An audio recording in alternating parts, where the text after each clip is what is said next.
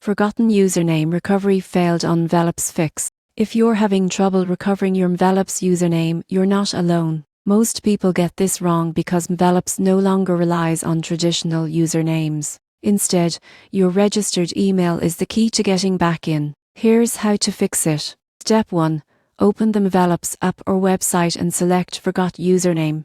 Enter your registered email. This allows Mvelopes to verify your account securely. Step 2. If you no longer have access to that email, prepare your full name, date of birth, and any account-specific details like recent budget activity. Mvelopes will use this to confirm your identity. Step 3. Follow the prompts to reset your password.